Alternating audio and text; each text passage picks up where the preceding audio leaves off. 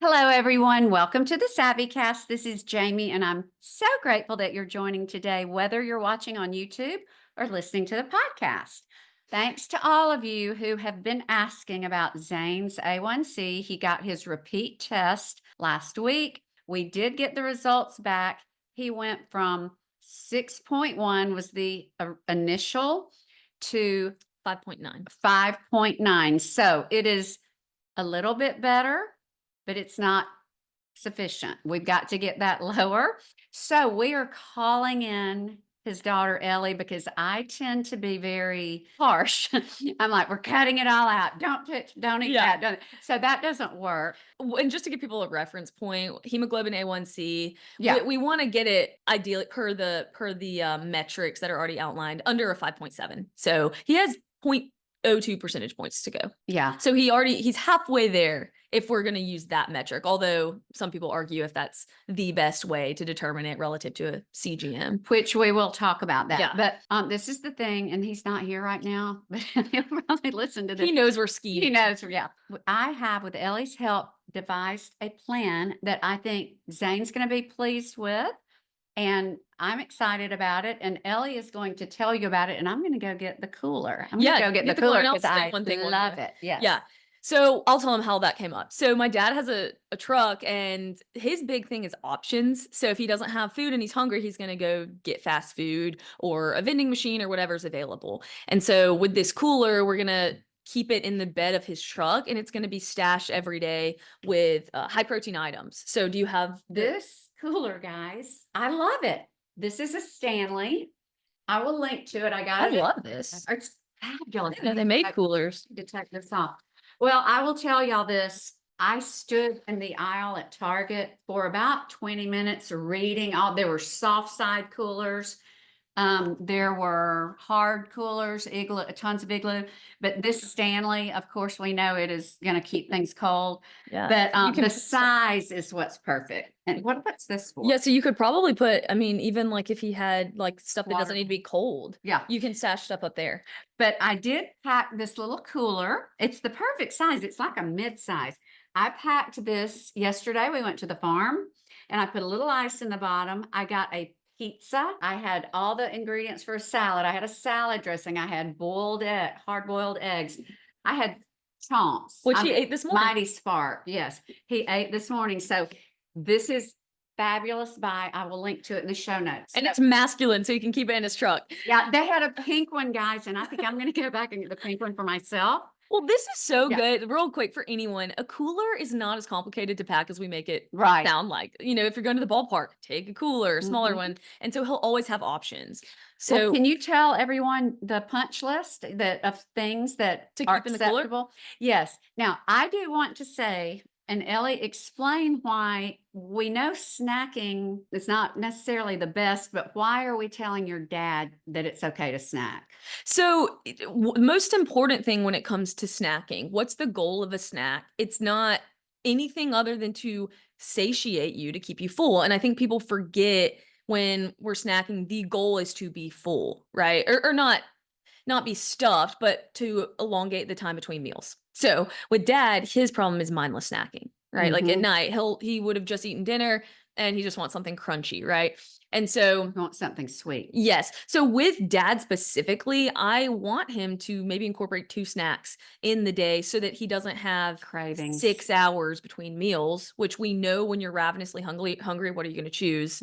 Something that's not really healthy, carb laden, fat laden, sugar laden.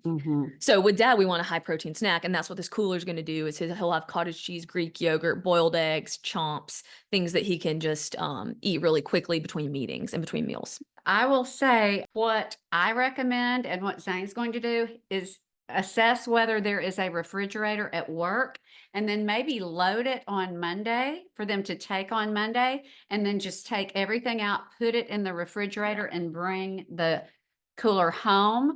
But this is But if he's going between meetings and he's not in the office, he leaves the cooler stashed. That's true. And I will say this cooler that I got, it's an outdoor cooler. So it can sit outside and still keep the things at the right temp. Mhm. And in Alabama, that is super important because it's hot here. Even now it's hot. So Yeah. one that will withstand the heat and be fine. So what are the things that you recommended? Yeah. So with dad, it needs to just be really simple to execute. And let me just say real quick, I'm speaking as a registered nurse and the daughter of Zane. I'm not a medical professional, so I'm not here giving medical advice to anyone. I'm just going to walk you through what we're doing with dad. One of the most important things, aside from nutrition, that I'm really encouraging him and mom to do together is a walk after every meal. So the research is overwhelming when it comes to the benefit of a postprandial or post-meal walk. Ideally, the research shows you want this between no later than 60 minutes to 90 minutes after the meal. The sooner after the Okay. meal, the better. But what happens is basically your muscles, when they're active, they suck up glucose because that's where we store glucose. So the problem with prediabetes is we don't want excess sugar floating around in the blood. And with someone like dad, who's pre-diabetic, insulin resistant, he already has to produce more insulin to get than the average person to get the sugar out of the blood. So if he goes and walks after a meal, that excess glucose can be taken up by the muscles where it's stored, as well as the liver where excess glucose is stored. Walk Tucker. What about jumping rope or doing some jumping jacks? Right, but is he going to do that? But if you're in a hotel room and maybe you can't get out, I mean, here's the next something. bit, something to move. I tell my busy moms, wash the dishes immediately after dinner. You're moving, right? Is it as good as a walk? No. But are you standing and are you moving your muscles? Yes. So there's always a next best thing. And then the tier C, even behind that, would be just standing. So if he's at work and he has a meeting, use his standing desk. He has one, but does he? Yeah, he doesn't use it that often. Well, at work he does. Okay, so he does not sit down at work. Okay, then Yeah. great. The next best option would be to stand while you work, because we do know that there is a little bit more of a modest improvement after a meal standing than sitting. And I just ordered, and I'm excited, and this will be great, a walking pad. Ooh, yeah. So when it's raining or whatever, he can get in there. While he watches the news. Yeah. So he watches news every single night. night. He's in there watching the news and, usually on the sofa. Right. So those are steps that will make a difference. And encourage him. It doesn't have to be, it's not all day, it's every day. He says that all the time. So maybe just walking 5 to 10 minutes and then he can sit on the couch and watch the news. Right. Right. But just building this as a habit will be huge. One thing that I have done that is sort of a hack, and I asked Ellie, but I know, and she said, you do have to look at the carbs. It's not gluten. Because I said, Ellie, we found some really good cauliflower crust pizzas. They are gluten-free, but they do have carbs, but they're smaller than normal. And what I've done is I make these, I get like the supreme version, and then I will cut up turkey pepperoni. Guys, you would not believe the flavor bomb that comes from, and you cut it in little pieces and you scatter it over the pizza. And I even add a little of the Trader Joe's refrigerated pizza sauce and maybe a little sprinkling of extra cheese.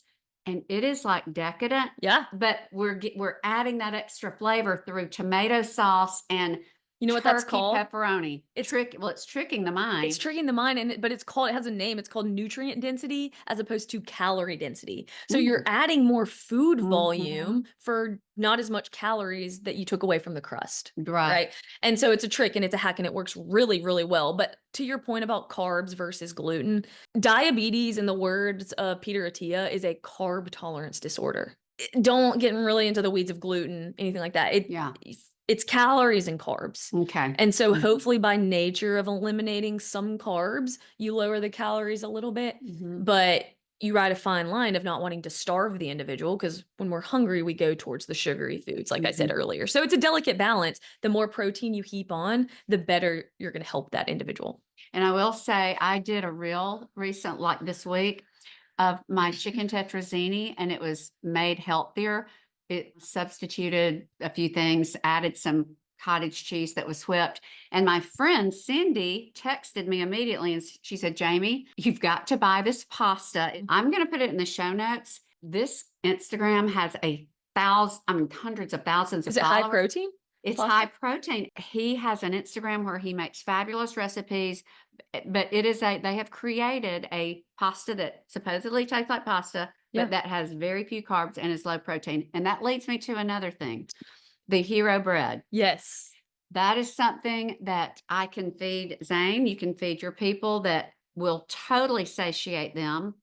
Loaded with fiber. Yeah, which fiber is huge, by the way. That's on the list of things. Keep talking, but that's a Yeah. massive thing with someone with prediabetes. Yes, like put tons of turkey, put some lettuce, tomatoes, and those 2 slices will almost meet your fiber for the day and almost 0 net carbs. And you feel like you have had, it's almost hard to get through a sandwich on hero Yeah, bread. it 'Cause it's tastes the so, same though as normal bread. I love it. yes, So that's great. And then if your store's out of hero bread, there's a lot of high you fiber can order options. online. Yeah, you can get hero bread online, but Mhm. also your grocery store is gonna have a high fiber Mhm. tortilla option or even Ezekiel bread if you Mhm. don't have hero bread. I'm also every morning in his coffee, I'm putting, and it's flavorless, I'm putting a heaping teaspoon of benefiber Metamucil's the same. Mhm. That is a prebiotic that is supposed to really help. Yeah, so It's fiber. prebiotic is the food for fiber. Right. Or sorry, prebiotic is fiber, which is the food for a probiotic. Yes. So fiber is really important. We want to get it through whole foods primarily, but most people will need a supplement to help. So that's good that you're Mhm. doing that just to sneak in some extra. Mhm. But what I'm not going to give my dad a list of high fiber foods and tell him, hey, eat this, because he's just not going to do that. We've Mhm. tried. Mhm. So what we want to do is his high protein items, we want to easily incorporate high fiber foods paired with his protein. So for example, cottage cheese, high fiber item we can top on that would be berries. Mhm. Okay, mix it in. Right there, you have fiber and protein in a snack. Or high fiber crackers if you like that crunch With beef jerky, right? Yes. If he wants some cheese, maybe you give him like a baby bell, and you pair it with high fiber crackers, Mhm. right? Another food sneaky that's super high in fiber is avocado. Yes. So throw that on a salad every night. And I can give you a good hack if you don't want to peel and slice. It's Bobby approved and it's in our fridge. It's real good foods, avocado, Mash. guacamole. Well, they have the guacamole too, and it just Yep. adds little spices. It's really good. It's so good. And it's And you, preserved in lemon juice, which yes, is great. That's all they use. yeah. So send with crudités, carrots, cauliflower with that. Yeah, so if he does hero bread with turkey, put avocado on it, right? He's Yes. gonna knock out his fiber goal in just that meal, right? Yes. Ideally, in a perfect world, you would want to space fiber throughout the day, Mhm. but sometimes that's not feasible. So get it all in at one meal if you can, but because it slows digestion, it's ideal if you have it sprinkled throughout the day rather than, Yes. oh, I knocked it out with my hero bread. And another thing we're doing with him, and it helps with this feeling of satiety, is when he comes in, he immediately starts going to the pantry. Yeah. He's starving. Yeah. I say, here, drink this big glass of water. That's what I'm saying. Okay, drink this big glass of water He because, does not drink water. well, when he gets out, I say, you can have this when you drink your water. Yes. And it's almost like he doesn't even rummage anymore. Yes. I can say, it's going to be such a good dinner. We've got fish, we've got this. So that helps. It is.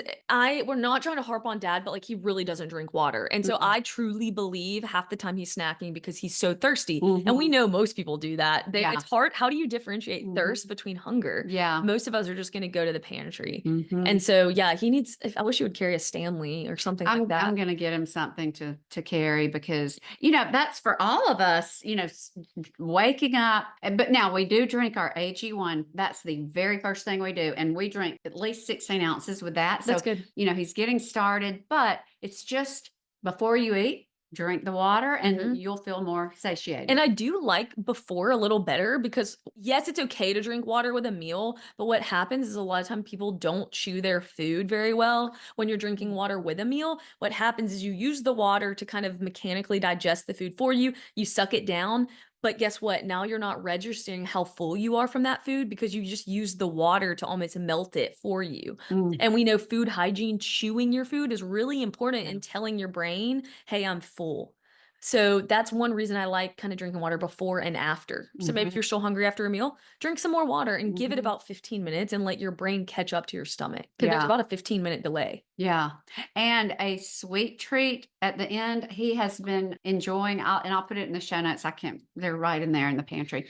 Like one net carb, these nut protein bars. Nuts are high in fiber. Yep, he's been enjoying those, and you can get these yogurt. Oh goodness! Anyway, you can freeze them, little yogurt bars, just something sweet. You know what I like too? The idea of frozen fruit with just the whipped cream. You just whip it yourself. Yeah, So heavy whipping cream. you can squirt it on there. You can, but ideally, if you just had you can just whip it in a bowl really quick. Yeah.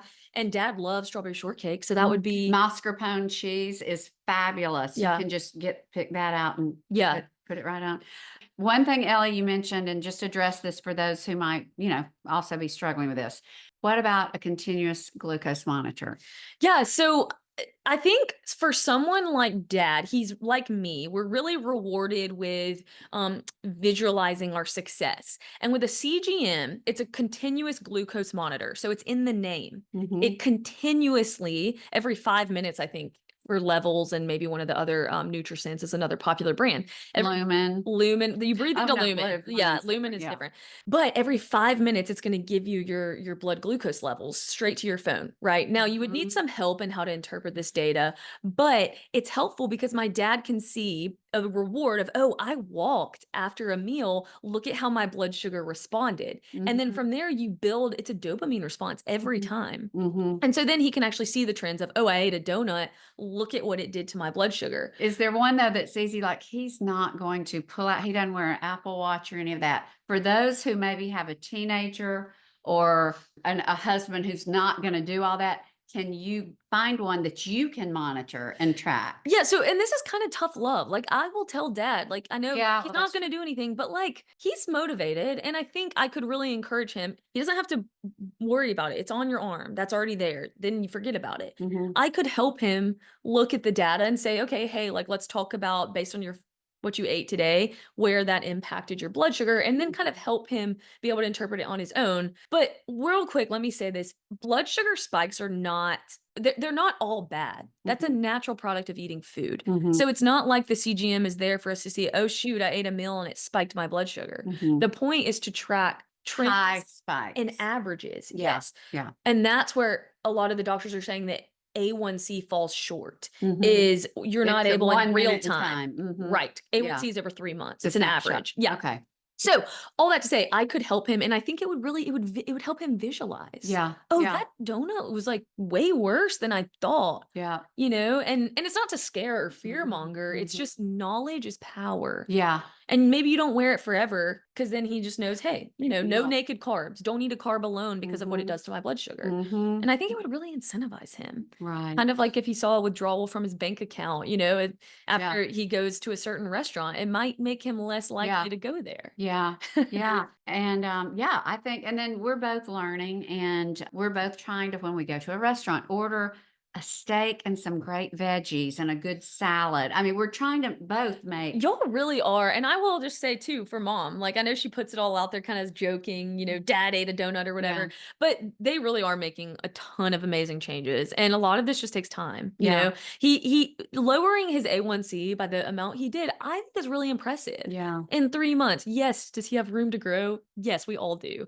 But I think the changes y'all are making is obvious and he's not deprived, right? Y'all are eating my goodness, he's not great deprived. meals. And I will say this, guys, he sent me, and he'll walk in any minute because we're about to have dinner, but he sent me a picture of his breakfast. I left the farm yesterday, but I had taken all the food in our new cooler. And he said, I think this is healthy. Look what I made.